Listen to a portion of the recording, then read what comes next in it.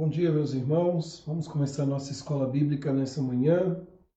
Vamos aguardar uns minutinhos aqui para que os demais se acheguem. Muito bom podermos estar reunidos aqui nessa manhã para aprendizado da palavra de Deus.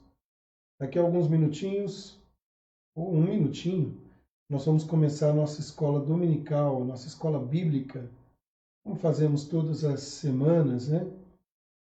E vamos aguardar os demais irmãos, os irmãos que estão se achegando conosco. Já iniciamos aqui nossa transmissão e o que pretendemos nesta manhã é estudar um pouco mais a palavra de Deus, né? Enquanto isso, você pode compartilhar esse link com outras pessoas para que juntos possamos estudar a palavra do Senhor, possamos crescer na graça, no entendimento do Senhor. Pronto, já compartilhei aqui no WhatsApp, agora eu vou compartilhar no Facebook, né? Na minha página pessoal. Você também pode fazer isso, abrir uma sala de vídeo, e aí fica o seu critério de poder nessa manhã ou compartilhar o link lá com seus amigos no WhatsApp ou no Facebook. Como eu tenho sempre dito, né? O que é bênção para você também é bênção para a vida de outras pessoas. E eu creio que Deus certamente vai falar aos corações nessa manhã, né? Porque a palavra dele fala conosco e Deus quer falar conosco nessa manhã. Se você ainda não compartilhou, você tem a oportunidade de replicar aí a nossa live, a nossa aula da escola dominical. Se você já fez isso, acabou de ganhar um pontinho no reino dos céus. Não ganhou um pontinho, mas com certeza ajudou aí a transmitir os nossos estudos, né, para outras e outras pessoas, né? Eu já estou fazendo isso agora, enquanto os irmãos estão entrando aqui na nossa transmissão para o estudo da palavra de Deus, né, onde temos a oportunidade de aprender mais da palavra do Senhor. Se você que já está aqui conosco, dá um joinha aí, bom dia, né, para que a gente saiba que você está aí. Estou vendo aqui a Maria está aqui, a Eva, a Fabiana já cumpriu a missão, Ana Paula, o Roberto, né? Então, é muito bom tê-los aqui conosco. Vai colocando aí nos comentários que aí eu vou descobrir quem está aqui conosco, né? Eu estava conversando com uma pessoa essa semana e eu falei, né, semana passada, eu falei para ela, olha, eu tenho sentido sua falta, né? Não tenho visto você nas transmissões da igreja. Ela falou, não, pastor, eu tenho participado de tudo, é que eu fico quietinho. Olha só, e aí a gente acaba não descobrindo quem que está conosco aqui. Então, coloca um joinha aí, faça como o menino Almir, né? Bom dia, menininhos, bom dia, menininhas. Ele sempre coloca isso. E aí a gente descobre que você está aqui e é muito bom poder estar junto. Diminui um pouco a saudade, né? Que o coração fica apertado esse tempo todo aí. Mas eu sei que Deus tem cuidado de nós, nos deu essa bênção que é a tecnologia, onde nós temos o privilégio de poder compartilhar aí da palavra de Deus, poder juntos aprender mais e mais, né, do que o Senhor tem para as nossas vidas. Isso é privilégio, né, bênção de Deus. Estava pensando aqui o que seria, né, se nós não tivéssemos essa tecnologia nesse tempo de pandemia. Seria muito complicado, muito complexo, né? Porque aí como seria ter que pastorear sem essa tecnologia, né? O aprendizado, tudo isso dificultaria, mas Deus nos abençoou com a tecnologia. Isso é muito bom. Bom, estou vendo aqui, os irmãos estão chegando. Donizete, irmão da Maria, está aqui conosco. A Nicinha, o Vigílio, o Diácono Lúcio está aqui conosco, a Rosângela. Que bênção ter vocês aqui, meus irmãos. Boa, Lúcio. Vou começar a fazer chamada aqui. Gostei da ideia. Aí você escreve presente, né? Meus amados, o Pedro Casadori está aqui conosco. E os demais irmãos também. Vão colocando aí bom dia. Que aí a gente vai sabendo que você está aqui. Você já saiu lá fora? Já abriu a porta de casa? Deu uma olhadinha? Eni também está conosco aqui. Eni, seja muito bem-vinda. Você já foi lá fora dar uma olhada no dia, como está bonito? Olha, eu dei uma saidinha no quintal de casa, que bênção, que dia lindo que Deus nos presenteou, né? Um tempo tão difícil, um tempo com tantas angústias, com tantos obstáculos, né? Com muita coisa que a gente vem enfrentando, mas que presente é a vida, né? Nós estamos aí vivenciando o dia do Senhor, esse dia não é nosso, é do Senhor, e nós devemos guardar esse dia com todo o cuidado, né, com toda a atenção para glorificar ao Senhor. Alguém pode dizer assim: ah, eu trabalhei a semana inteira, esse dia é meu. Na verdade, o dia é do Senhor e nós nos deleitamos na presença do Senhor. Ó, a Celina está aqui também, conosco. Bom, queridos, vamos começar a nossa escola bíblica dominical nessa manhã. Manhã essa que temos o privilégio de estudar a palavra de Deus, a crescer um pouquinho mais naquilo que o Senhor tem para as nossas vidas. E eu gostaria de começar com uma oração, agradecendo a Deus por este dia, agradecendo a Deus pela bênção que recebemos do Senhor. E que bênção é essa? A vida. Né? A vida é um presente de Deus. Você tem que agradecer. A primeira coisa, agradecer a Deus, porque as misericórdias dele se renovaram sobre nossas vidas. Vamos orar? Vamos começar nossa escola bíblica. Senhor Deus, muito obrigado, Pai, por esta manhã. Manhã tão linda que o Senhor nos deu. Manhã que os nossos olhos se enchem de ver a beleza do Criador na criação. E Tu és o nosso Criador. Tu és o mantenedor, Tu és o sustentador de todas as coisas. Obrigado, Senhor, pela vida dos meus irmãos. Obrigado, Deus, pela nossa família. Obrigado, Deus, por tantas e tantas bênçãos que temos recebido do Senhor. Mas a maior delas, Senhor, é a salvação em Cristo Jesus. E o privilégio que temos de poder, nesta manhã, edificados com a Tua santa palavra, crescer mais e mais na graça e no conhecimento do Senhor. Pai, abençoe meu irmão, minha irmã, nesta manhã, e que, ao terminarmos essa escola bíblica, possamos, ó Deus, terminar melhores do que começamos, porque esta é a nossa jornada de aprendizado, de crescimento na Tua palavra. Abençoa-nos, nós oramos em nome do Senhor Jesus Cristo. Amém, Deus. Muito bem, meus irmãos, vamos começar a nossa escola bíblica dominical com uma breve devocional. E eu gostaria de perguntar para você o seguinte: algum momento da sua vida você se viu angustiado? Pergunta, né, pastor? Mas a pergunta ela é séria. Em algum momento você já se viu sobre modo aflito, angustiado, sobre modo preocupado? Quantas e quantas vezes nós não nos sentimos aflitos e preocupados? Quantas e quantas vezes nós não temos um sentido extremamente levados por todo o cenário que temos ao nosso redor? E o que fazer? Qual a certeza que nós devemos ter?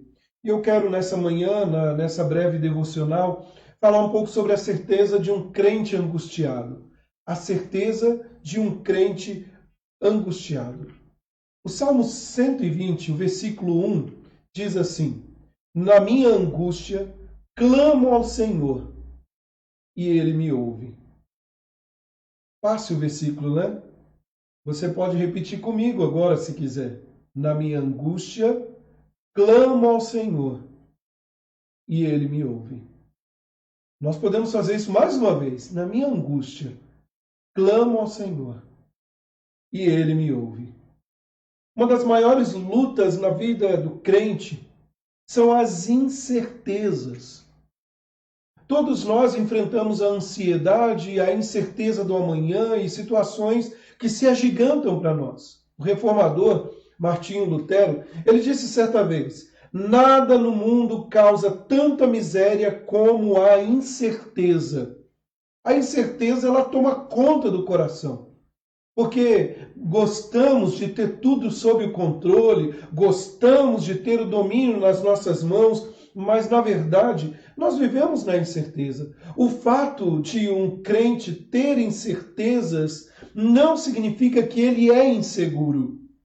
O crente, ele precisa entender que ele é um ser humano como qualquer um, chamado por Deus, salvo pelo Senhor, mas de que ele pode viver na insegurança. Quando nós passamos por angústias, nós ficamos vulneráveis e muitas vezes somos tomados por incertezas.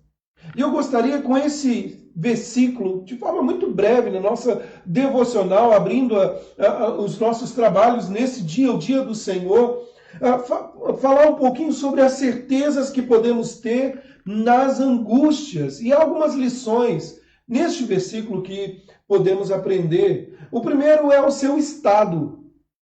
Veja que o salmista aqui, ele começa dizendo, na minha angústia. Na minha angústia. O que é angústia? Nós ouvimos tanto as pessoas dizerem assim, me sinto tão angustiado, eu estou tomado por uma angústia, mas o que é angústia? Meus irmãos, angústia é um sentimento que acompanha o homem desde o seu nascimento até a morte em todas as situações da vida. A angústia é a nossa companheira inseparável. O que é angústia? A angústia é um estado emocional caracterizado por uma sensação penosa, um mal-estar profundo. É algo que vai lá dentro, na alma da pessoa. E enquanto estivermos nesta vida, nós enfrentaremos angústias. Nós seremos assolados pelas angústias. João capítulo 16, o verso 33, expressa isso. Então, o ser humano ele não tem como optar como algo que podemos ou não escolher dentre muitas coisas. Em algum momento, em alguma medida, nós vamos passar por angústias. Mas em segundo lugar, se em primeiro lugar ele demonstra o seu estado, em segundo lugar, ele mostra a sua atitude. E qual é a atitude? O verso está muito claro para nós. Clamo ao Senhor. Clamo ao Senhor.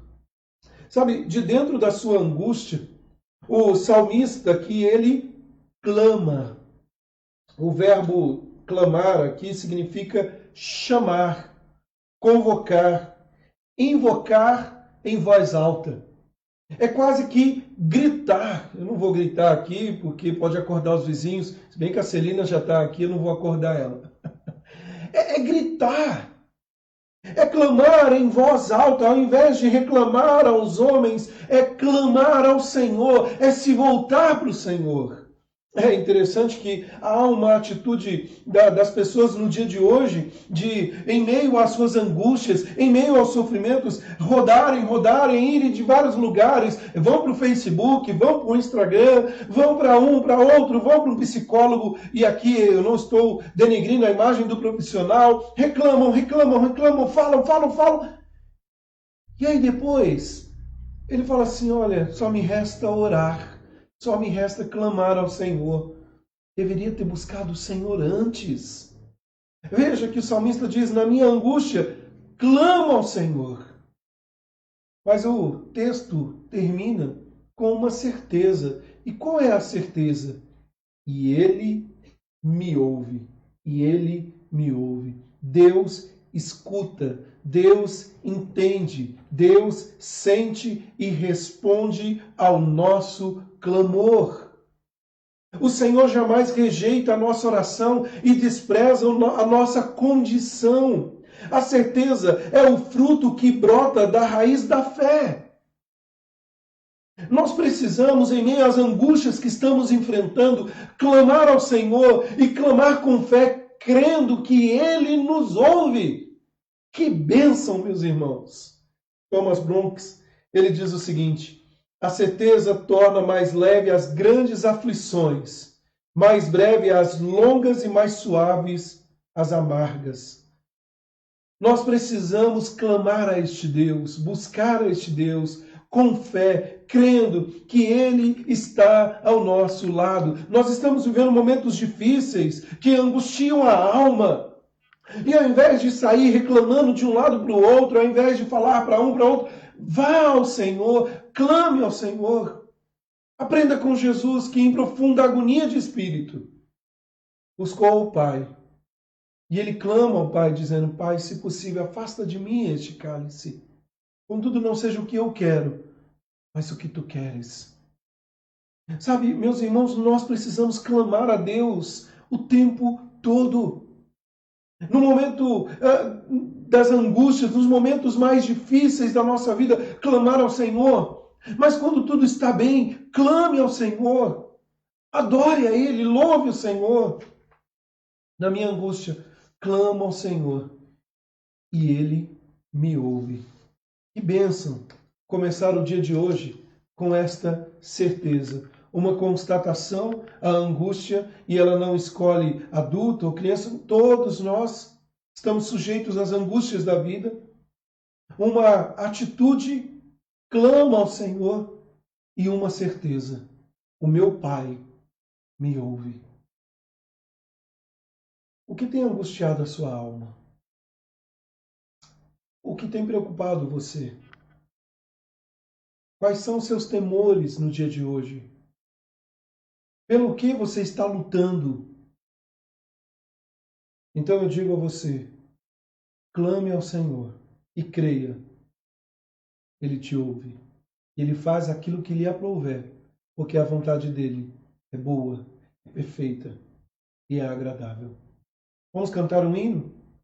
Declarando que nossa confiança está no rochedo forte que é o Senhor, refúgio na tribulação. Vamos louvar o Senhor com este hino.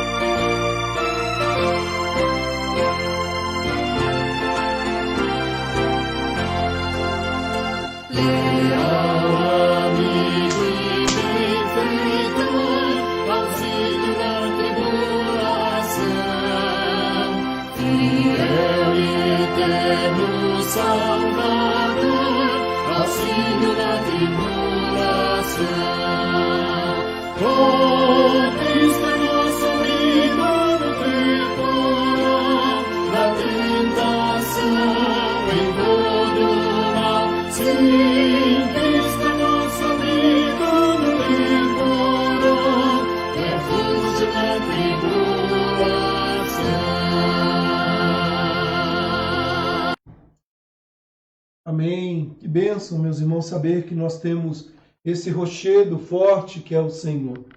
Que bênção saber que em meio às nossas angústias, em meio às nossas lutas, nós temos a quem recorrer, a quem clamar, que é o nosso Deus, o nosso Senhor. Meus amados, vamos orar dando início à nossa aula nesta manhã. Nós começamos uma série de estudos, na série Eu Creio, e onde nós devemos dar razão da nossa fé, o que nós cremos. E é importantíssimo conhecer, à luz da palavra de Deus, aquilo que somos de fato, não o que achamos. Não é eu acho, é eu creio, E todo crente deve ter isso bem estabelecido na sua vida. Eu creio. Na semana passada e na semana retrasada nós falamos sobre a existência de Deus. Não é simplesmente afirmar Deus existe, mas eu creio que Deus existe e se relaciona conosco. E hoje nós vamos continuar em nossa série Eu Creio. Vamos orar, dando início então à nossa aula nessa manhã. Pai amado, Deus bendito, muito obrigado, Senhor, por esta manhã em que temos a oportunidade de nos reunirmos aqui, ainda que de forma remota, para aprender um pouco mais da Tua Palavra, para aprender um pouco mais do que o Senhor tem a nos ensinar. Deus, obrigado porque no meio desta angústia, no meio do sofrimento, no meio das lutas em que estamos enfrentando, o Senhor tem estado ao nosso lado. Tu és o Deus que nos ouve, Tu és o Deus que sustenta a nossa vida e sem Ti nada podemos fazer. Pai amado, Deus Todo-Poderoso, eu rogo a Ti que o Senhor fale aos corações nesta manhã. Eu rogo a Ti, ó Deus, que o Senhor nos ajude, ó Pai, na nossa caminhada, para que possamos, ó Deus, dia após dia, dar razão da nossa fé e demonstrar aos povos o quanto é maravilhoso saber que o Senhor transformou a nossa vida. Pai, nós suplicamos a Ti que nos ajude na nossa caminhada e oramos no nome do Senhor Jesus Cristo. Amém, Deus. Meus irmãos,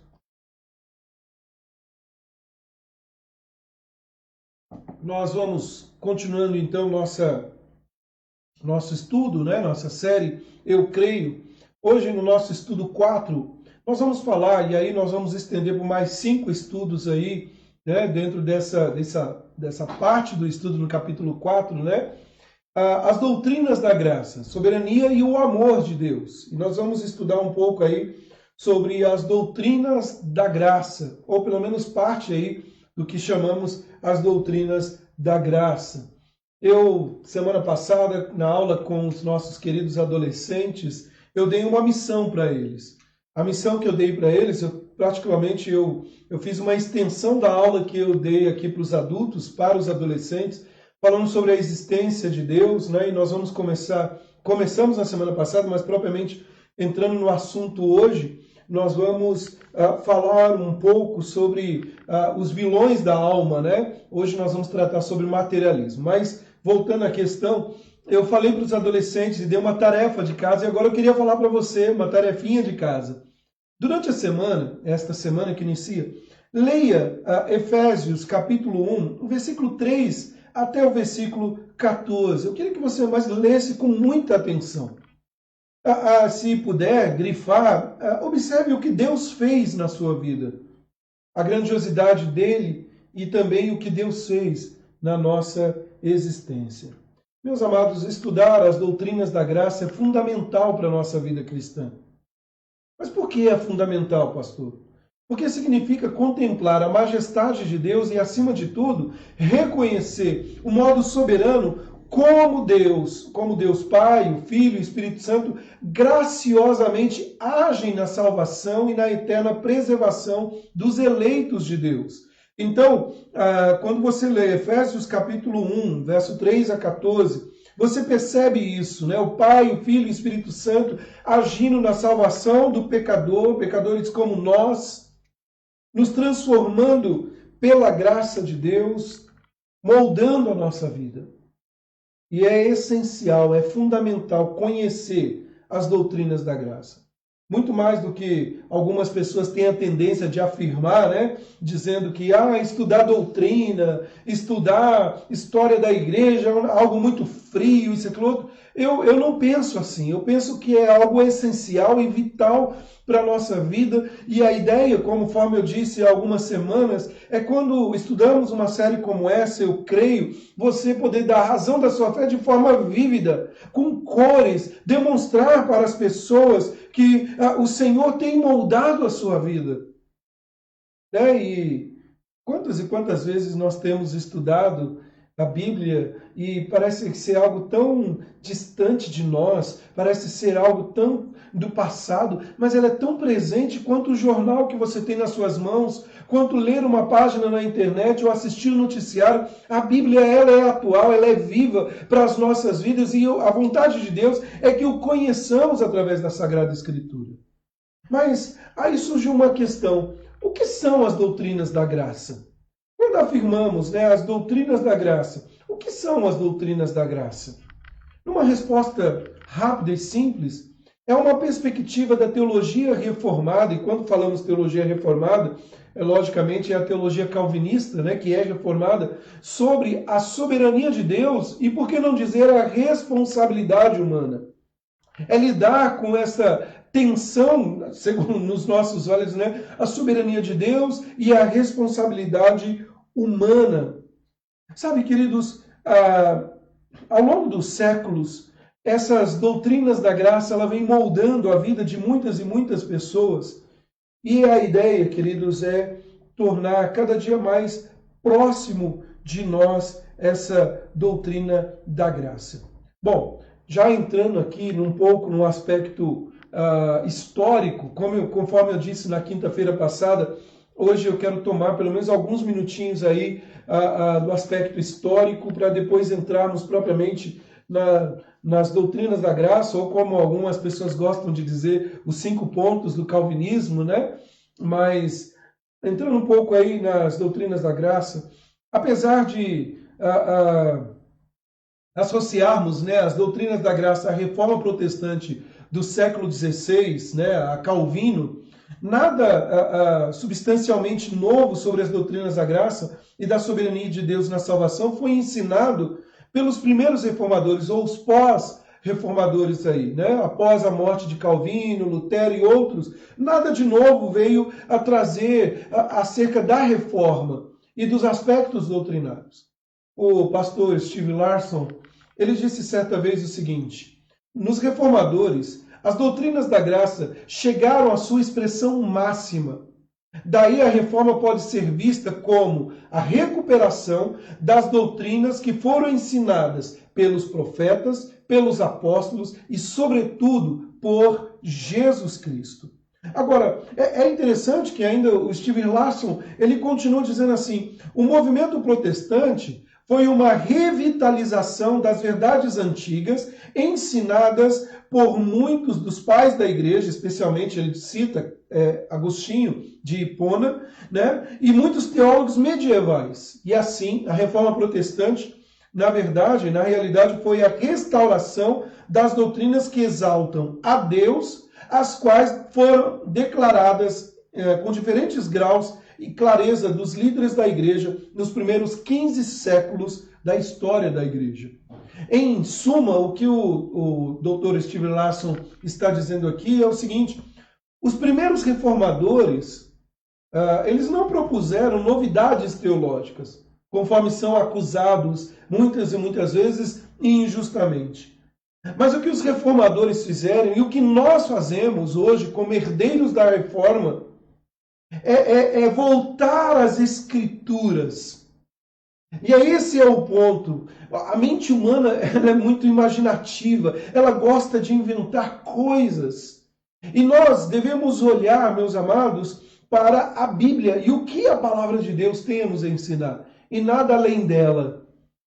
Se podemos aqui nos orgulhar, se é que alguém pode se orgulhar no orgulho santo, é que nós temos a cautela, a preocupação de ensinar toda a base doutrinária à luz da Escritura, não à luz da imaginação. Por isso afirmar eu creio e não eu acho. Sabe, é interessante que ao longo da história, ao longo do tempo, muitas controvérsias surgiram a respeito da soberania de Deus e da responsabilidade humana, né?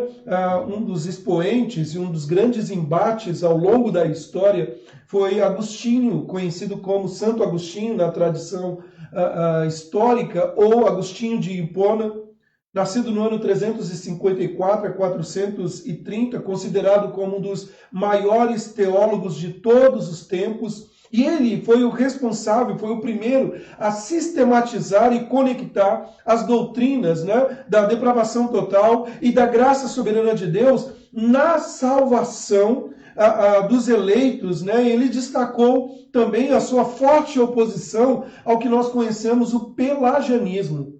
O Pelágio, só falando um pouquinho dele aí, nasceu também em 354 até 418, e Pelágio foi considerado o grande herege aí, bispo britânico, que defendeu que o homem, em seu estado natural, retém a capacidade moral de realizar sua salvação pessoal.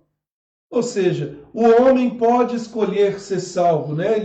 Pelágio ele asseverou que Adão, por seu pecado, ele prejudicou somente a ele, e que nós não temos relação nenhuma com ele. Assim, os homens entram no mundo sem a depravação do pecado original, e ele afirmava que as crianças aprendem a pecar com ambientes ruins e maus exemplos. Ou seja, para Pelágio, o homem possui o livre-arbítrio. Ele pode escolher pecar ou não pecar. O que eu gosto muito quando o pastor Augusto Nicodemos fala, né? Então, por que até hoje você não escolheu não pecar? Né? Isso a gente vai ver um pouquinho mais sobre hoje.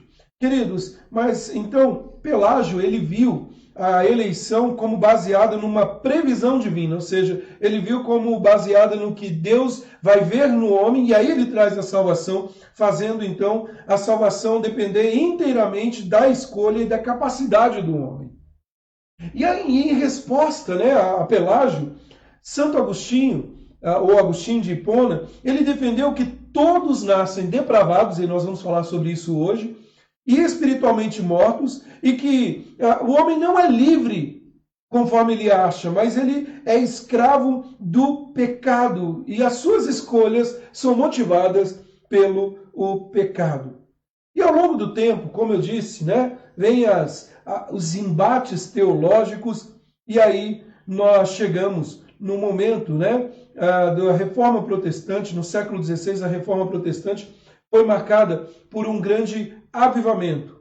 E esse avivamento veio também da doutrina agostiniana e pela rejeição das doutrinas romanas da época, a salvação associada com mais alguma coisa. Por isso nós temos aí os 5 solas, né? Mais para frente nós vamos tocar nesse assunto, né? Sola Escritura, solo Cristo, somente a graça, sola fide, soli Deo glória. Porque não é Cristo e mais alguma coisa, não é a fé e mais alguma coisa conforme ela expressa naquele contexto. E na Reforma, né, como nós vimos, a grande ênfase foi a glória de Deus na eleição com base na soberania de Deus, na salvação de pecadores pela graça e na fé em Cristo como dom de Deus, e é a única coisa necessária para a salvação. Até mesmo a fé salvífica, brotada no coração do pecador, vem do Senhor. Por isso, olhar para a soberania de Deus é olhar que Ele está, do começo ao fim, tratando no aspecto da soberania, da salvação. O que também não implica dizer que nós não temos a nossa responsabilidade. A gente vai falar um pouquinho disso. Bom, e aí surgem os embates, e eu quero rapidamente só colocar aqui um slide.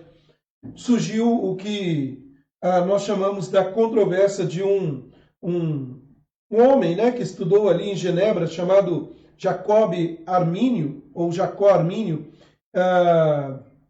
e o grande embate aí, né, dos arminianos é da doutrina, basicamente da doutrina pelagiana, né? A discussão aí da posição arminiana. No ano de 1610, os seguidores de Armínio, e aí é importante dizer isso, né? Às vezes há tanta briga entre calvinismo e arminianismo, como se Calvino estivesse brigando com Jacob Armínio, Henrique Jacob Armínio, mas na verdade são os seguidores que estragam tudo, né?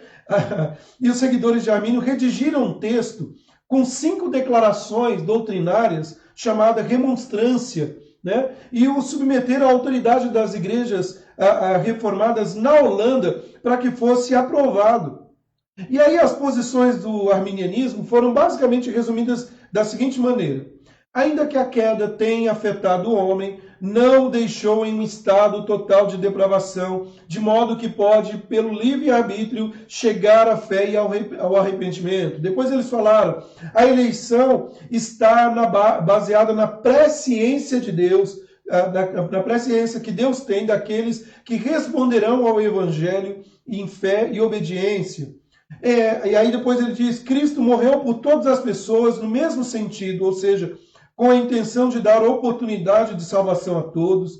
Ainda diz mais: como Deus deseja que cada pessoa seja salva, então o ser humano é livre para rejeitar a graça divina, ou seja, a obra do Espírito Santo é muito mais do que uma persuasão intelectual, do que propriamente regeneração, que vai contrário à Escritura. E, por último, em quinto, mesmo que tenha recebido a Cristo como Salvador, o ser humano ainda pode apostatar da fé e perder a sua salvação.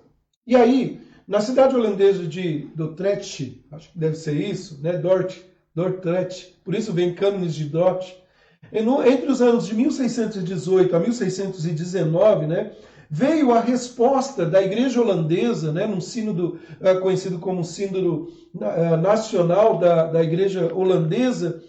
Ela veio na forma aí desse sínodo de Dort, realizado em novembro de 1618, que estendeu até maio de 1619. É importante dizer aqui que esta resposta não veio simplesmente eu acho que é isso, mas à luz da Bíblia, debaixo de oração, homens capazes, teólogos de renome, que estudaram, né, reuniam ali homens de diversas igrejas reformadas da Holanda e de todo o continente europeu, e aí eles então deram a resposta a essas objeções dos seguidores de Armínio, né, as 5 proposições apresentadas pelos arminianos aí, e veio a resposta. E como respostas às proposições aqui arminianas, o Sínodo de Dort, ele então escreveu 5 doutrinas nas bases das Escrituras e em coerência à fé reformada, colocando o que é conhecido como os cânones de Dort, ou o que conhecemos como os 5 pontos do calvinismo. É importante também dizer que Calvino não defendeu os 5 pontos do calvinismo. Não, na verdade, Calvino já estava morto. O tempo já havia passado. E o que nós temos aqui é a base à luz da Bíblia, respondendo, né, essa remonstrância aí, em resposta às objeções arminianas. E aí surgiu os 5 pontos que popularmente nós conhecemos como 5 pontos do calvinismo. E quais são esses 5 pontos? Então, quando você pensar nos 5 pontos, você pense também nas 5 respostas às 5 objeções dos arminianos. Irmãos, tenham paciência, porque esse é um ponto assim, eu estou tentando passar rápido, né, entre aspas, mas é um ponto que é importantíssimo, o aspecto histórico, né? Não estou aqui entrando nos pormenores da reforma protestante, nem mesmo antes, né, nos pré-reformadores, porque na verdade isso depois a gente pode até conversar a priori, em outro momento. Mas é importante pincelar, pelo menos, como chegou esses 5 pontos ou as doutrinas da graça aqui. Em primeiro lugar, então, da resposta veio o aspecto da depravação total. Só vou fazer a citação, porque eu vou tratar em cada um desses aspectos. Depois veio a eleição incondicional. Depois, a expiação limitada, a graça irresistível e a perseverança dos santos. E aí surge esse acróstico, né? Tulipe. Por isso tem uma flor. As pessoas têm a tendência de dizer que a flor do calvinismo é a tulipa, né? Ou a tulipe aí, que nós gostamos tanto, essa flor lindíssima. E eu fiz questão de colocar aí, decorando o nosso cenário aqui, essa flor, essa belíssima flor, e cada uma das partes dessa flor compõe aí como uma forma de facilitar o nosso entendimento. Depravação total, eleição incondicional, expiação limitada, graça irresistível e perseverança dos santos. Você já deve ter observado que a Fabiana, sempre quando ela escreve algum comentário aqui, ela coloca uma tulipa do lado, né? Uma flor.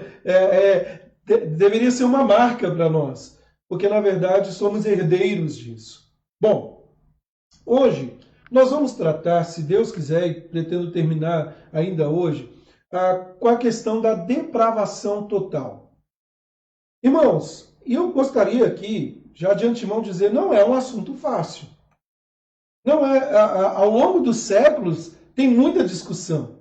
E eu não vou aqui esclarecer o assunto e dizer, eureka, eu descobri a fórmula mágica. O que eu quero é apresentar a doutrina à luz da Bíblia. E isso é importantíssimo. E o que eu pretendo também fazer é dizer o seguinte, o que nós vamos fazer aqui é algo que não é prazeroso. Eu costumo sempre usar a analogia do dentista, né? Às vezes você sente uma dor e aí você vai no dentista e por fora tá tudo normal, o dente está preservado, está normal. E aí o dentista, ele fala assim, vamos fazer uma radiografia. E ele tira uma radiografia ali daquele dente, e aí quando ele olha, ele fala assim, é o canal. E quando fala é o canal, aí alguém pode objetar e dizer assim, mas por fora está tudo muito bonito. Mas ele fala, está prejudicado, precisa ser tratado. Quando a gente fala da depravação total, e de outros aspectos, mas propriamente desse aspecto hoje, da depravação total, nós estamos falando de que por fora parece que está tudo muito bem. Mas o que eu pretendo mostrar para você é que a coisa é muito pior do que você imagina. E assim, como eu disse, né, nós devemos dar razão da nossa fé de forma prática. Nós não podemos começar dizendo, como a teologia dos nossos dias, olha, paz e amor, tá tudo bem, você é bom, você é o cara, você é o centro, você é o centro do coração de Deus, você que manda, você que... Não, não, não, não. Nós precisamos mostrar o que a Bíblia mostra.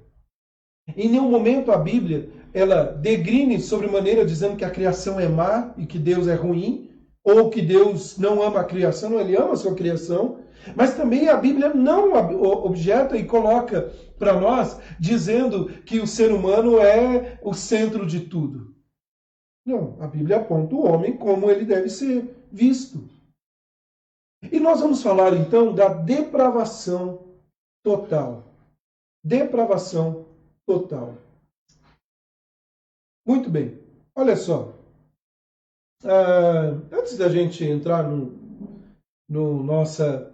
aspecto aqui da depravação total, eu quero citar dois filósofos do passado, o John Locke e o Jacques Rousseau. Mas o que esses dois filósofos têm a ver com o nosso assunto de hoje? John Locke defendia que o ser humano nasce como uma tábula rasa. O John Locke é o pai do empirismo, né? E aí ele afirmava o seguinte, que ninguém é mau quando nasce, que o homem ele é uma tábula rasa que ele vai recebendo as experiências. John Locke, conforme eu citei, o pai do empirismo, ele diz que para você provar alguma coisa você precisa tocar, né? É pelo experimento que você prova alguma coisa.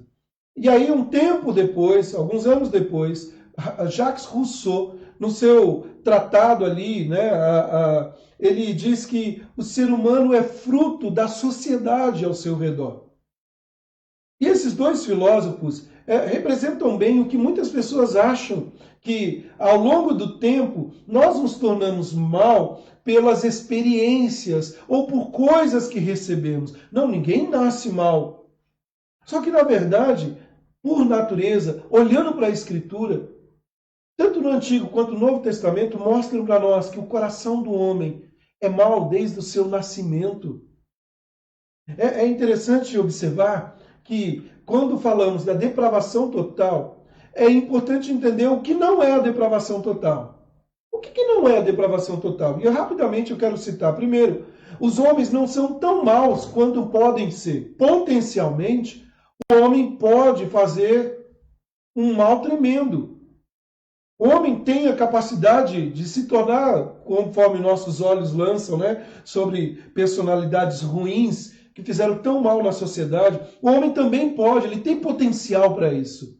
É interessante que o Dr. Augustus Nicodemos, ele fala assim que a diferença entre alguém que rouba, né, que defrauda aí 1 milhão, e alguém que sonega 25 centavos, ou seja, vamos dizer que recebeu na padaria um troco errado e não devolve, é apenas a oportunidade. Ambos têm o potencial, só lhe falta a oportunidade.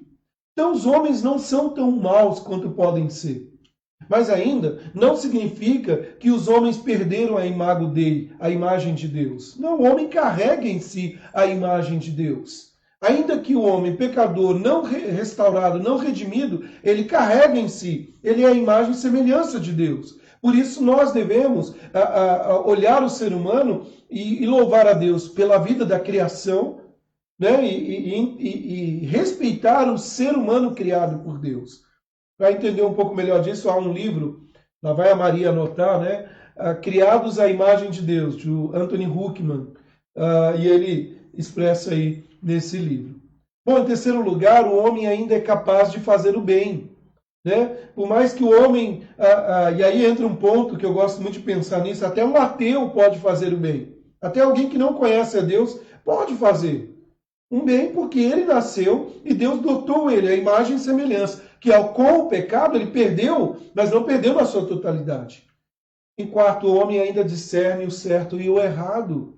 Né? O Senhor implantou no coração do homem, nós falamos isso na semana passada, ou retrasada, que Deus colocou no coração do homem a sua lei escrita no coração do homem, e ele consegue discernir entre o certo e o errado. Basta você pensar que um bebezinho, uma criança, já tem aquela capacidade de olhar, opa, isso aqui não é legal. E por mais que ele ainda, eu não sabia, é inocente, há maldade no seu coração até para fazer o mal. E não significa que as pessoas sempre pecarão da pior forma possível. Eu gosto sempre de dizer o seguinte, quando você olhar para alguém que fez um mal, lembre-se, o Senhor te livrou. Lembre-se que poderia ter sido muito pior. Né? O homem tem essa capacidade. E eu, particularmente, eu olho para tudo que está ao nosso redor e eu percebo o seguinte, os freios estão sendo tirados e o homem está revelando o que está nos intentos do seu coração. Antigamente, coisas que julgávamos por ser tão malignas, tão maldizentes, hoje se tornou normal. Por exemplo, uma coisa que comentava com a minha esposa, palavrão. Pode perceber, hoje abertamente, e aí eu não estou dizendo apenas no trato nosso do dia a dia, personalidades falam palavrões e coisas terríveis, dentre várias práticas, sem mínimo freio. Mas isso poderia ser muito pior. É a graça de Deus que restringe, né? E isso a gente vai ver um pouquinho mais para frente, essa graça restritiva de Deus, né? Não é, a gente olha só no aspecto, às vezes, salvífico, mas também de restringir o mal. E Deus vai dando aos homens, permitindo, conforme Romanos capítulo 1, né? Quando o Senhor diz, Deus os entregou, e Deus tem entregado ao homem aquilo que ele tanto quer. Mas o que é a depravação total? Sabe, queridos, se nós pudéssemos resumir tudo que nós vamos falar nessa manhã, e em uma única sentença é isso. O homem está totalmente depravado desde o seu nascimento. Desde, como algumas pessoas gostam de dizer, desde o fio da cabeça até a ponta dos pés, o homem é totalmente depravado. E vou inverter a ordem, né? Vou jogar lá para o final o que não é, o que significa esse depravado. Porque quando a gente fala depravado, ele tem uma conotação pesada nos nossos dias, mas lá nós vamos ver isso lá no final, porque eu quero argumentar primeiro contextos bíblicos para nós nessa manhã. E para facilitar, eu transcrevi todos os textos da Sagrada Escritura, pelo menos a maioria aqui do nosso estudo, por isso a gente vai conseguir caminhar um pouco mais aí. Bom, eu dividi em 2 pontos a nossa aula da depravação total. Primeiro, a corrupção total e a escravidão do pecado. Essa é a primeira coisa que nós precisamos entender, né? Quando nós olhamos para o ser humano, quando nós olhamos para a nossa natureza, nós precisamos lembrar da corrupção total e a escravidão do pecado. John Piper, pastor norte-americano, ele diz o seguinte: nossa corrupção pecaminosa é tão profunda e tão forte que nos torna escravos do pecado e moralmente incapazes de vencermos nossa rebelião e cegueira. Esta incapacidade de salvarmos a nós mesmos é total. Somos completamente dependentes da graça de Deus para vencer nossa rebelião, para dar-nos olhos para ver e atrair-nos eficazmente ao Salvador. Então, lá nos cânones de Dort, ele resume, e eu coloquei só uma parte sobre a depravação total, dizendo o seguinte: todos os homens são concebidos em pecado e nascem como filhos da ira, incapazes de qualquer ação que os salve, inclinados para o mal, mortos no pecado e escravos dele. Sem a graça do Espírito Santo regenerador, não desejam nem tampouco podem retornar a Deus, corrigir sua natureza corrompida, ou ao menos estar dispostos a esta correção. Eu gosto de uma figura que o John Piper usa, né? Dizendo o seguinte: você não encontra nenhum morto, alguém que faleceu, indo na padaria comprar uma Coca-Cola. E ele diz isso para afirmar o seguinte: nós estamos mortos em nossos delitos e pecados, conforme a Escritura diz, e nosso desejo é ficar nessa condição. Então, a natureza humana foi corrompida. Quando lá no Éden, Adão e Eva pecaram e perderam o livre-arbítrio, porque somente os dois tinham a capacidade de escolher pecar ou não pecar, depois disso toda a natureza humana passa agora e se tornou escrava do pecado. O arbítrio aqui é vontade, né? E então a natureza humana é corrompida de tal forma que a vontade tornou-se escrava do pecado e não pode libertar-se dele. O pecador não regenerado escolhe ou decide sempre necessariamente obedecer ao pecado. Ele não vai contrário à sua natureza. É por isso que Jesus, lá em João capítulo 3, fala que para entrar no reino dos céus é necessário nascer do alto, nascer de novo. Porque a velha natureza, a natureza corrompida pelo pecado, o seu desejo é oposto. E, de fato, ele não deseja se salvar. Ninguém, naturalmente, sem o Espírito Santo, diz: eu quero ser salvo. Não, eu quero ficar nessa condição. É gostoso estar aqui na lama. Pedro, o apóstolo, vai dizer que aquele que volta ao pecado, né? E ele usa a ideia de uma porca que depois de lavada, né, um porco depois de lavado ali, e você perfuma, deixa muito bonitinho, o que ele vai fazer? Ele vai voltar à lama, ele vai voltar ao lixo, à sujeira, porque ele gosta daquilo. E por mais que alguém possa dizer o contrário, dizendo assim: não, eu pequei, mas eu não queria pecar, o pecador gosta de pecar, porque isso faz parte da sua natureza. E olha só, queridos, olha o que a Bíblia diz. É importante, eu falei que eu vou colocar vários textos aqui.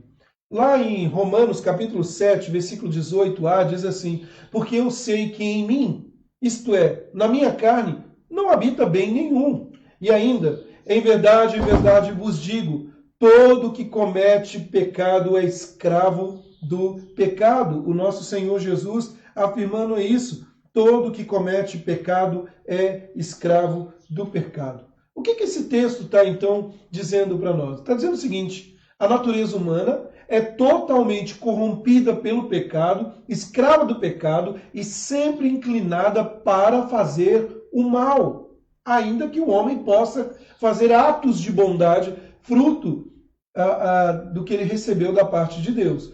Mas a natureza do homem é inclinada para fazer o mal. Desde Adão e Eva, o homem tornou-se moralmente incapaz de exercer a vontade livremente para vencer o seu estado de rebelião contra Deus, sendo, portanto, totalmente incapaz de fazer o bem, de crer, de salvar a si mesmo e vencer a cegueira espiritual. Daí, né, não ser possível crer na salvação, na base do livre-arbítrio.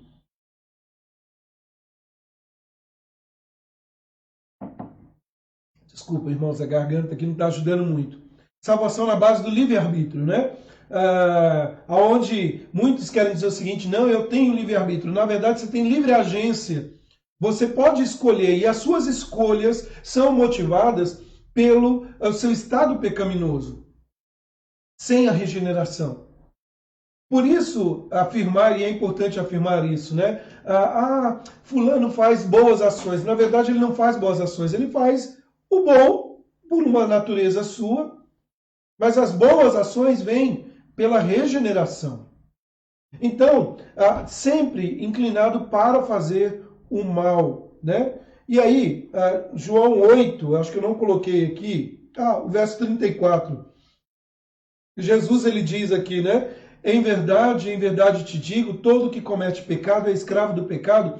João Calvino estava comentando sobre esse texto. Ele diz assim: Cristo declara que todos aqueles que não foram libertados estão numa escravidão e que todos que derivam o contágio do pecado da natureza corrupta são escravos desde o nascimento.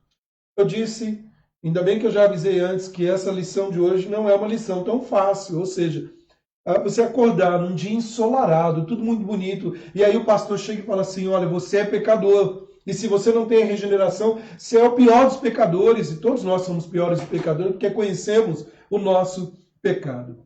Pastor Franklin Ferreira, ele traz um comentário muito interessante, né? Ele é pastor da Igreja Batista e também professor lá do Martin Busser e escritor pela editora Fiel. Ele diz o seguinte: o problema é que tudo que o homem faz, enquanto não reconciliado com Deus, ele o faz a partir da sua atitude de autonomia. Tudo que o pecador faz é realizado com base na sua rebeldia contra Deus e não para a sua glória,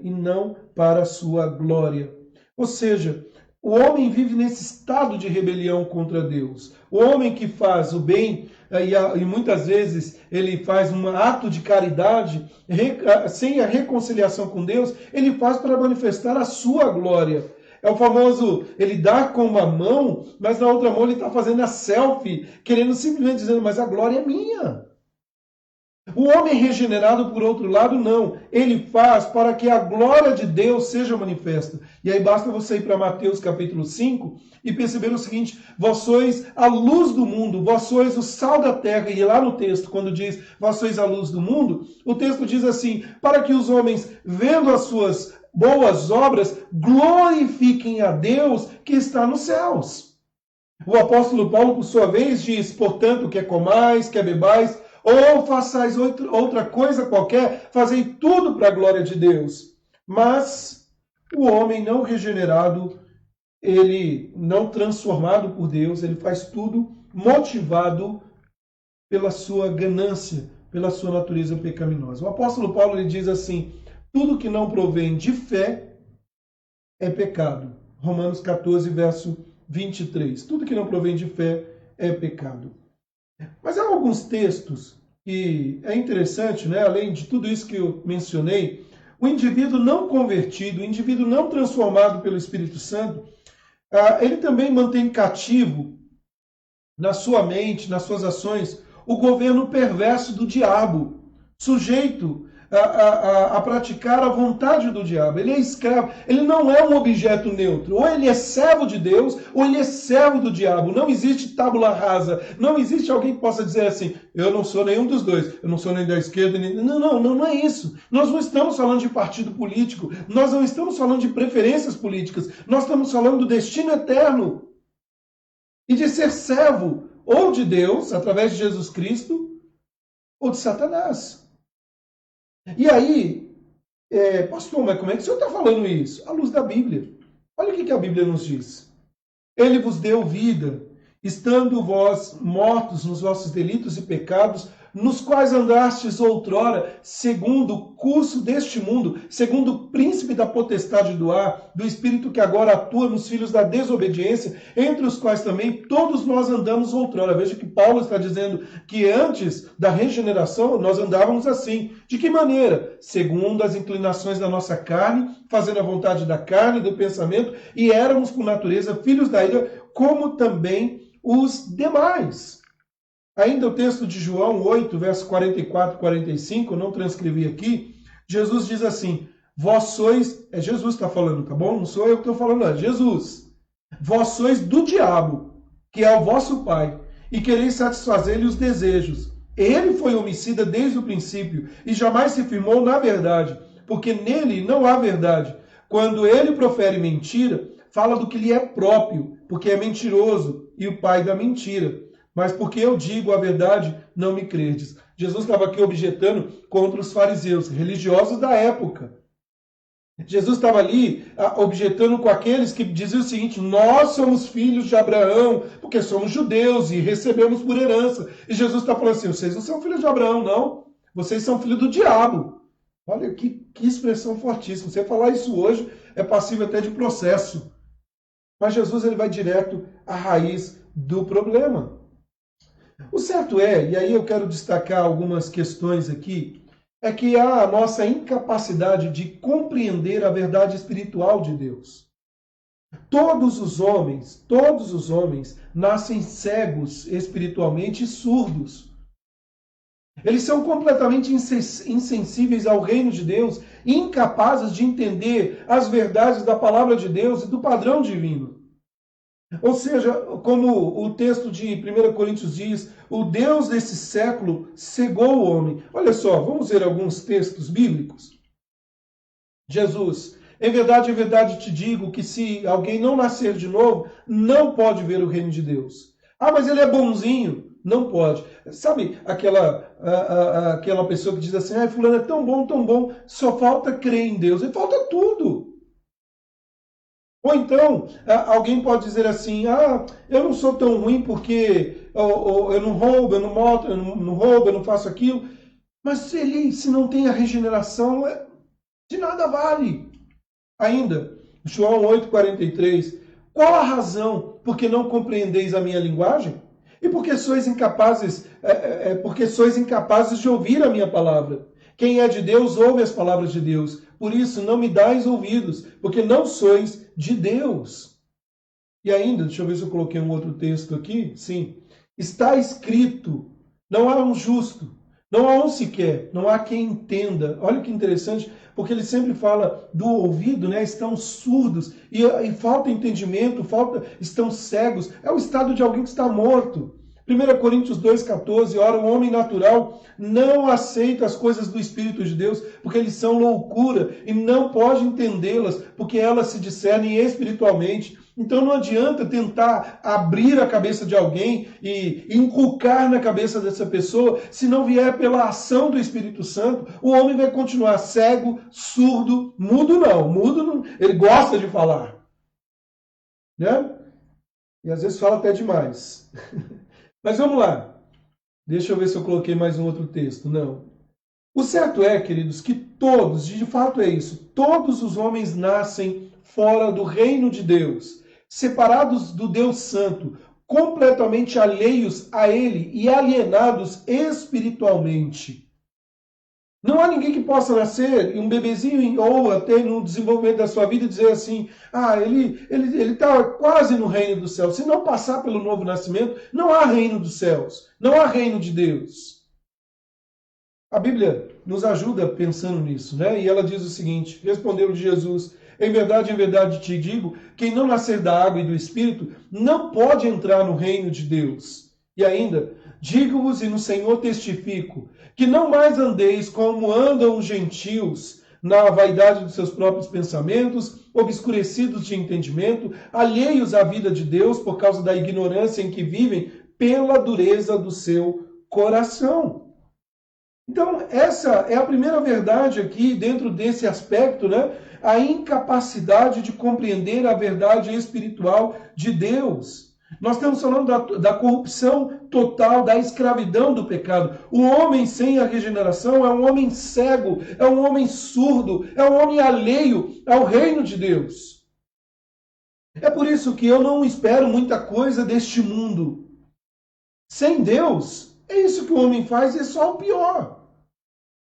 Mas há uma outra questão, é a incapacidade de buscar a Deus. E aqui eu já começo com uma afirmação que eu não gosto muito, apesar dela ter o seu aspecto verdadeiro, uma certa medida.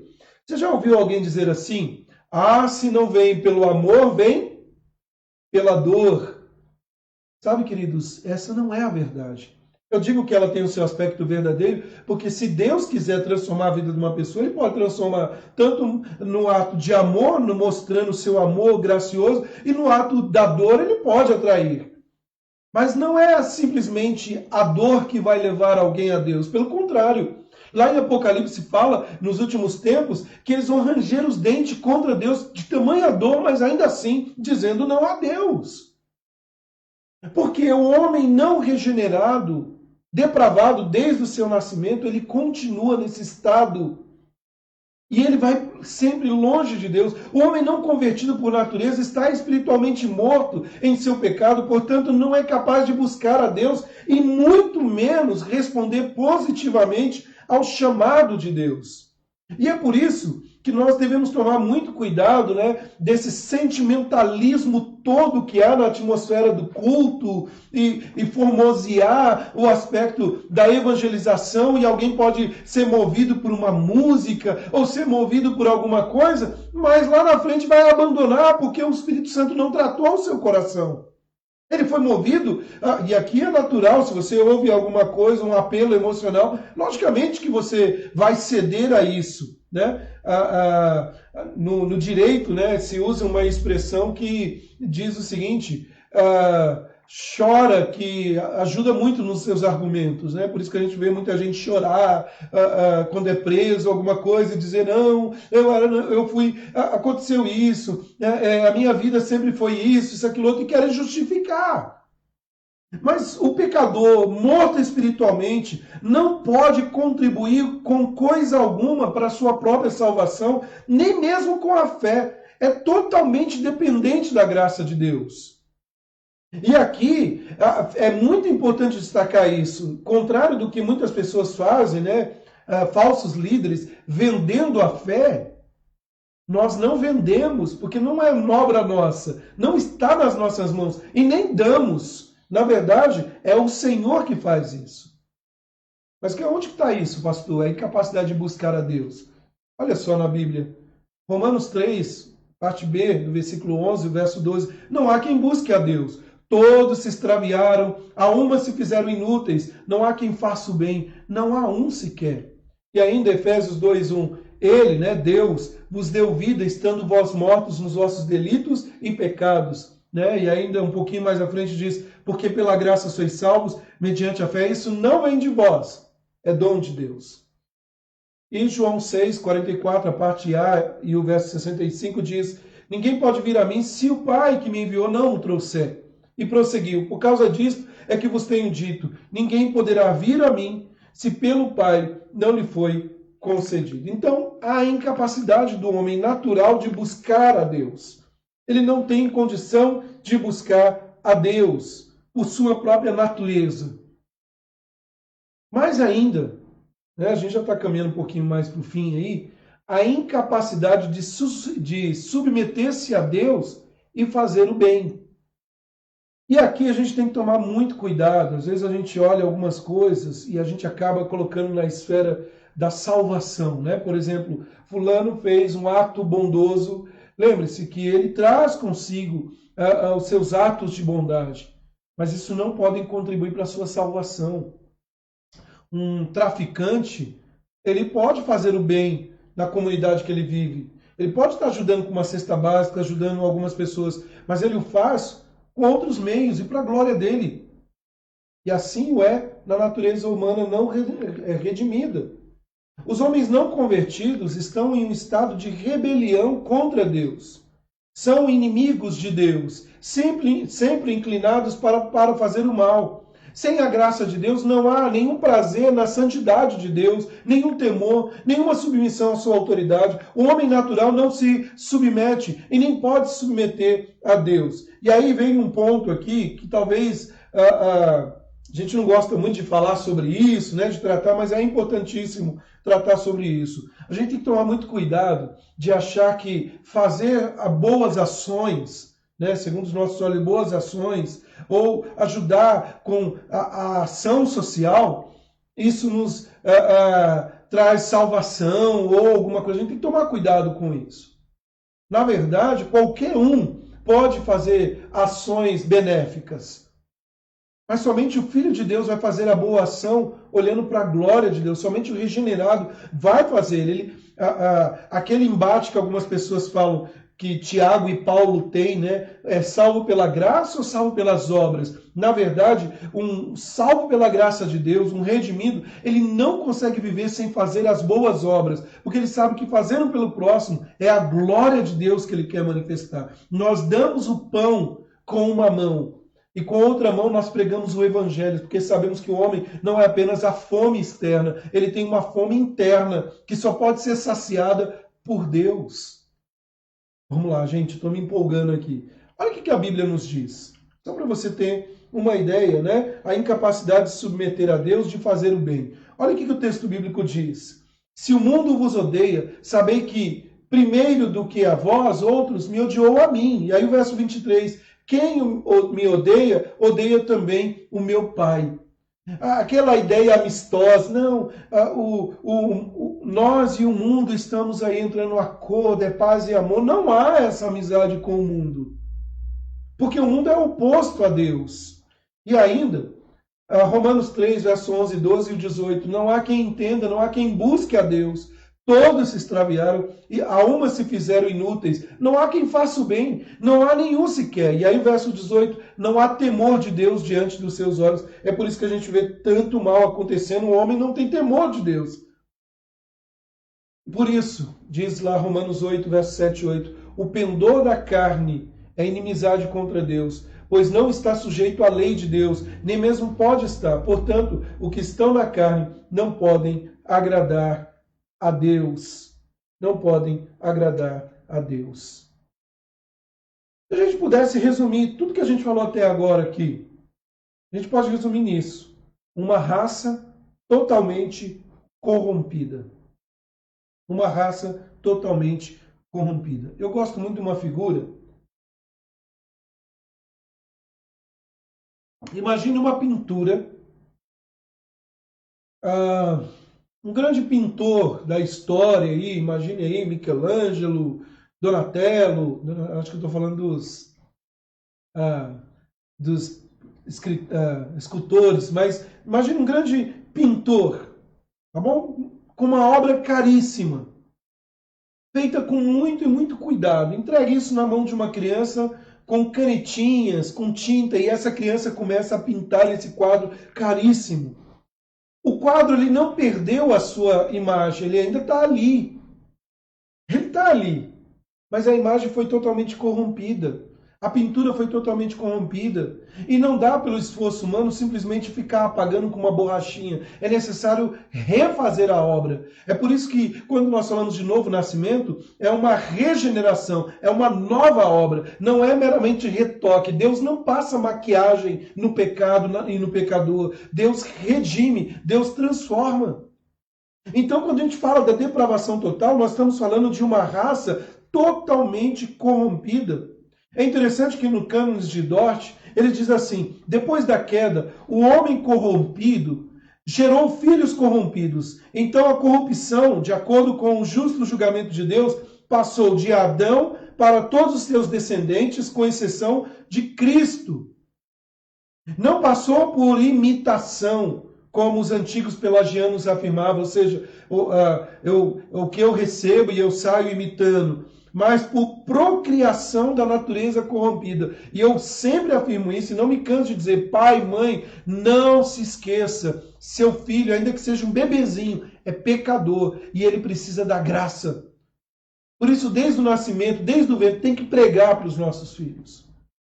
Quando Adão pecou, a natureza humana tornou-se totalmente corrompida, sendo transmitida para as outras gerações. Né? Eu já tinha escrito aqui no Cânon de Dort, não passei, né? O texto bíblico fala para nós, por exemplo, o salmista, no Salmo 51, eu nasci na iniquidade, e em pecado me concebeu minha mãe. E ainda, João 3,6, o que é nascido da carne é carne, o que é nascido do Espírito é Espírito. Né? A Bíblia mostra isso. Nós recebemos a incapacidade de submeter a Deus e fazer o bem. Mas, queridos, a imputação da culpa de Adão a toda a humanidade. Deus considerou que cada membro da raça humana estava representado em Adão no jardim do Éden. Por isso, quando Adão pecou, todos se tornaram participantes do seu pecado e foram considerados tão culpados quanto ele. Né? Eu já vi alguém dizer assim, quando eu chegar lá no céu, eu vou ter uma conversa séria com a Eva. Não, não é a Eva da nossa igreja, né? É a Eva, a esposa do Adão. Não, eu vou conversar com Adão, por que ele fez isso, aquilo, outro? Na verdade, eles fizeram de fato. E nós prosseguimos com isso, porque nós herdamos esta natureza.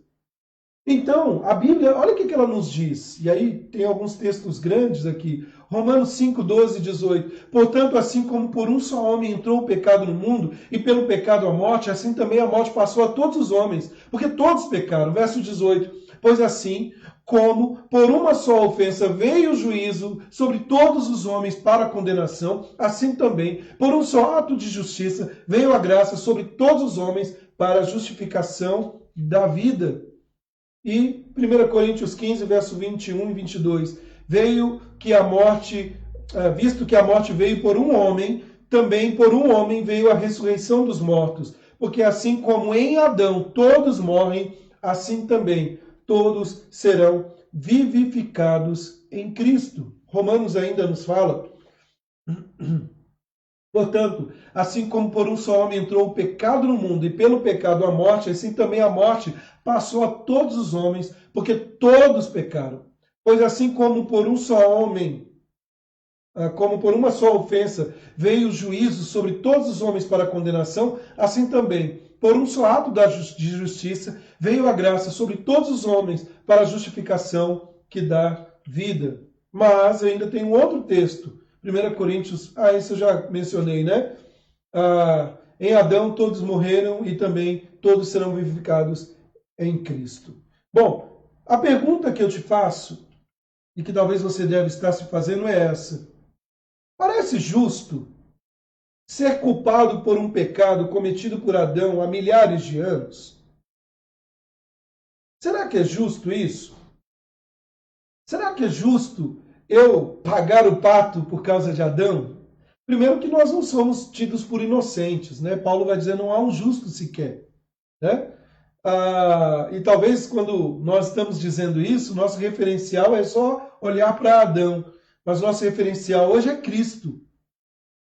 E aí, para responder essa pergunta, há um teólogo chamado Warren Gruden, ele diz assim, se achamos injusto ser representados por Adão, então devemos também achar injusto que Cristo nos represente e que sua justiça seja imputada por Deus a nós. Se nós olharmos para trás e falar é injusto ser considerado pecador por causa de Adão, eu também preciso considerar que é injusto ser considerado justificado em Cristo Jesus. É muito fácil olhar para trás, mas a gente tem que olhar para frente. O pastor, né, o Franklin Ferreira, ele diz assim, Deus se relaciona com a humanidade como uma unidade orgânica, né, representada por Adão, o cabeça da raça. Deus também considera a nova humanidade, os redimidos por Cristo, como uma unidade orgânica, representada em Cristo e por Cristo, o cabeça da igreja. Então nós devemos viver nessa tensão para trás e para frente. Sim, eu recebo a natureza pecaminosa em Adão. Mas Romanos 5 fala que eu fui justificado pela graça de Deus em Cristo Jesus, pela fé em Cristo Jesus. Justificados, pois, mediante a fé, temos paz com Deus. Então, não é um ato simplesmente de dizer é justo ou não ser justo. Né? Ou alguém pode dizer assim, é justo alguém pagar o crime por uma outra pessoa? Cristo pagou o preço por nós. Né? O referencial sempre não é olhar o pecado de Adão. O referencial é olhar a justiça de Cristo. E é ela que, diante do tribunal de Deus, vai nos declarar culpados ou inocentes. Lembre-se disso. Não é Adão, simplesmente. Nós recebemos de Adão. Mas diante do tribunal de Deus, nós somos declarados justos em Cristo, ou culpados por não termos a Cristo. Vamos lá. Já estou terminando aqui, queridos. A justa condenação eterna dos pecadores. Nós já acabei de mencionar isso diante do tribunal. A Bíblia afirma que todos os pecadores não regenerados estão debaixo da santa ira de Deus e receberão a justa condenação. E o que significa?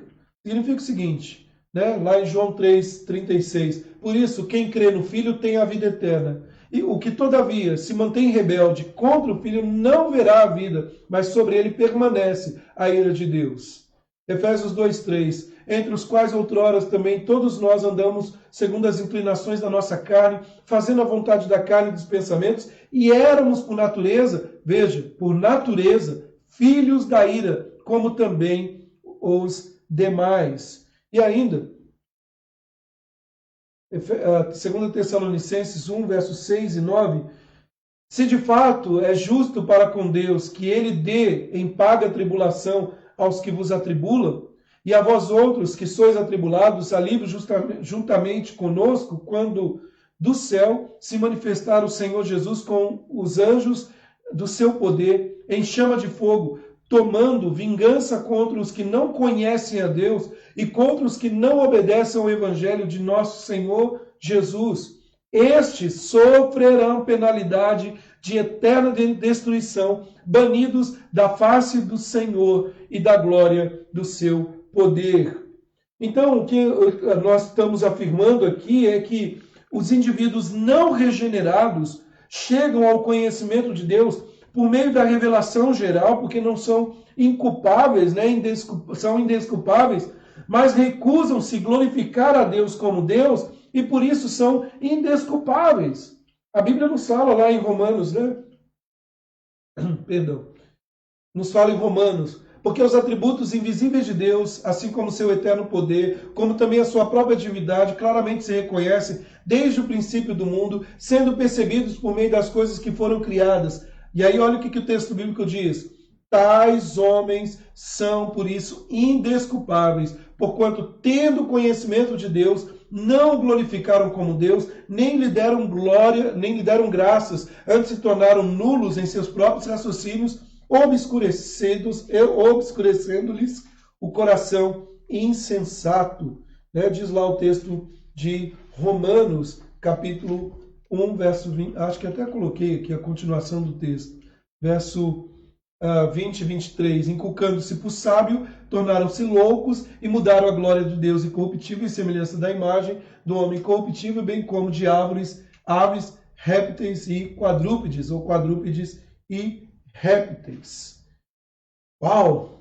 Quanta coisa, não é verdade? Vamos terminar então? O que a doutrina da depravação total tem a nos informar? Primeiro, quando se fala de depravação total, relacionada à doutrina do pecado universal, como exposto nas Escrituras sagradas, o entendimento não é o mesmo de devassidão, depravado, chavutado, imoral, sujo. Porque quando a gente olha para isso, a gente está olhando apenas um aspecto moral, no aspecto externo. Alguém pode ser acusado de devassidão pelo seu estado moral e que lá para frente ele vai dar um jeito. Quando a gente olha para a doutrina da depravação total, a gente tem que pensar em cunho espiritual. Quando Adão e Eva pecaram, houve morte, separação, mas não apenas a morte física. Nós temos que falar também da morte espiritual, o afastamento de Deus. O homem passa a se esconder de Deus, passa a fugir de Deus. Isso sim, o homem no seu estado sem regeneração faz. O ato de rebeldia, desobediência a Deus é chamado de queda. Em virtude da queda, o homem corrompeu-se por inteiro. Então o homem, veja, na sua totalidade, razão, vontade, intelecto e emoções, está contaminado. Assim a corrupção passou de Adão e Eva a todos os seus descendentes.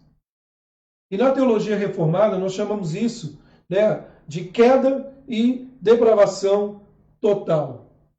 Ou a universalidade, o que podemos chamar de universalidade do pecado. O homem está morto em seus delitos e pecados.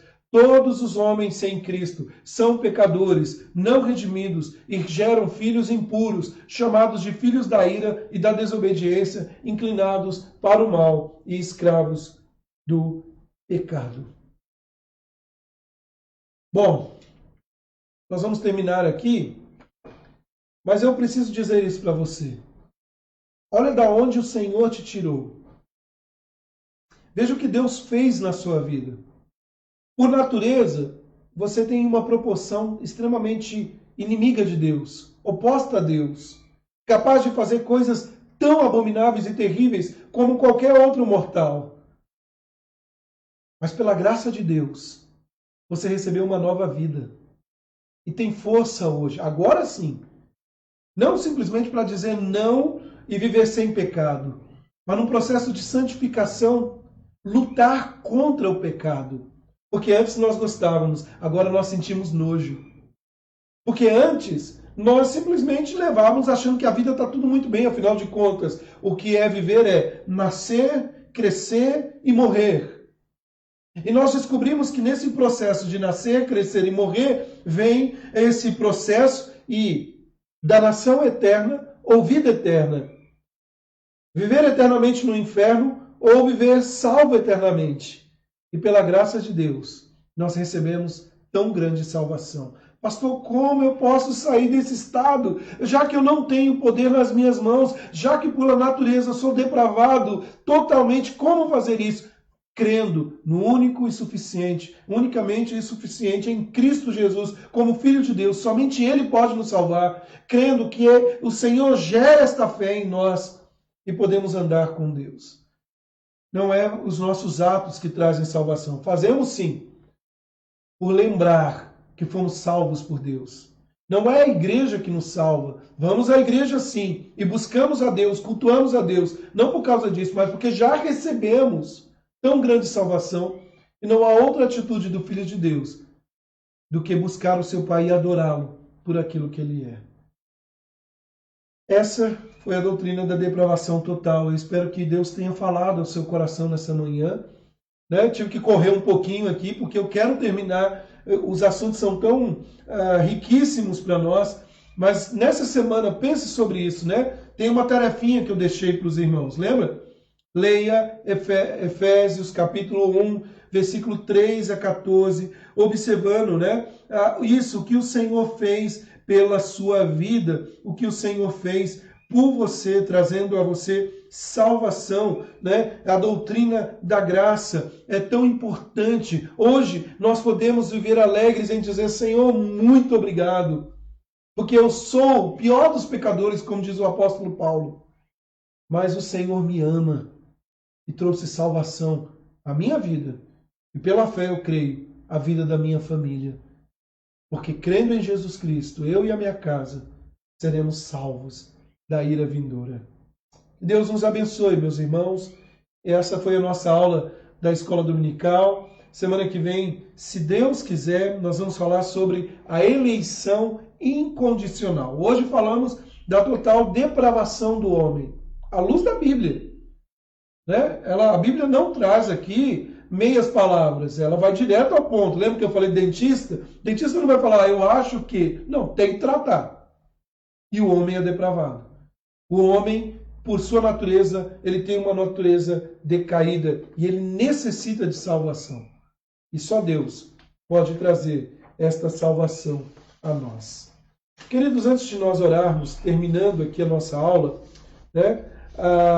gostaria de dar apenas alguns avisos.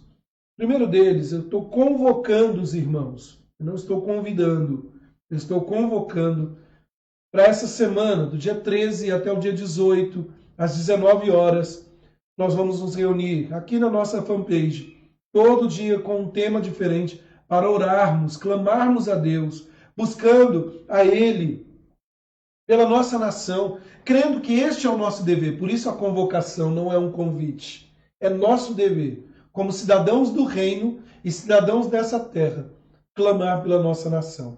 Então, nós vamos orar do dia 13 até o dia 18 de julho, aí, às 19 horas. Será a nossa semana de oração pelo Brasil. E eu gostaria de, agora sim, fazer um convite para você. A convocação é você participar. O convite, divulgue isso. Eu vou colocar hoje no WhatsApp, você que é membro da nossa igreja, mas também aqui na nossa fanpage, a propaganda, a divulgação. E eu preciso que você divulgue isso. Espalhe isso. E outras pessoas, se ajuntem a nós para clamarmos o favor do Senhor pela nossa nação. Tá bom? Hoje à noite, se Deus quiser, nós vamos falar sobre o tema O Deus que luta por nós. Como eu disse, eu estou mesclando entre o nosso estudo expositivo, o sermão expositivo no Evangelho de João, e entre uma semana e outra fazendo algumas mensagens avulsas. E nós vamos estudar com esse tema, o Deus que luta por mim e por você. E eu espero que Deus fale ao seu coração nessa noite, através da palavra dele. Agora, eu imagino que a aula dos adolescentes já começou lá no YouTube e aqui no Facebook. Você pode procurar, está lá a aula para os adolescentes, não, para as crianças, às 9h15 começou a aula. Então você que é pai e mãe, é só voltar lá no YouTube ou aqui no Facebook, procurar a aula com a nossa querida irmã Ana Paula, já está a postos aí. E às 10 horas nós vamos ter a aula para os adolescentes. Se você quiser participar, você é adolescente de 99 anos, até 99 anos, pode participar, não tem problema. Eu vou mandar o link lá no WhatsApp e nós vamos pelo Meet, conforme nós temos feito, falar um pouquinho hoje sobre o primeiro vilão aí, o materialismo, estudando com nossos queridos adolescentes. Que Deus nos abençoe, que o Senhor nos dê um excelente domingo, abençoadíssimo por Deus. Eu espero que você aproveite o dia do Senhor para glorificar ao nosso Deus. Saudades de vocês, meus irmãos. Quero agradecer a SAF. Ontem as irmãs estiveram com nossos amados diáconos, dando a eles apenas um mimo, que não é nada diante do que eles têm feito pelo chamado de Deus na vida deles. E eu creio que é o Espírito Santo que tem moldado e tem impulsionado para trabalharmos na obra. Mas quero agradecer a SAF pelo empenho de dizer aos nossos amados diáconos o quanto eles são importantes e valorosos na obra do Senhor. Vamos orar? Agora que eu lembrei que eu não orei, terminando aqui a nossa escola dominical. Pai amado, muito obrigado por esta manhã de aprendizado da Tua palavra. Obrigado pela salvação em Cristo Jesus. Obrigado a Deus pelo Senhor nos redimir e nos tirar do lamaçal do pecado, porque onde abundou o pecado, superabundou a graça de Deus. E te louvamos, ó Pai, que apesar de falhos, pecadores, temos o Espírito Santo que molda a nossa vida, a nossa caminhada.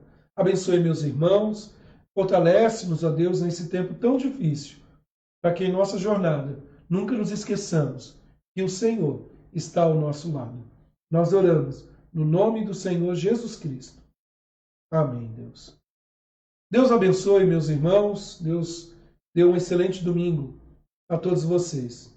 Se você quiser compartilhar essa live aqui no seu Facebook, faça isso. Você vai estar abençoando a vida de uma outra pessoa. Tá bom? Olha, nós estamos aí com um número de quase 20, 18 pessoas. Se cada um fizer a sua tarefa, quem não fez ainda de compartilhar, imagine aonde nós podemos alcançar por várias e várias pessoas aí. Deus abençoe. Fiquem com Deus. Tchau, tchau.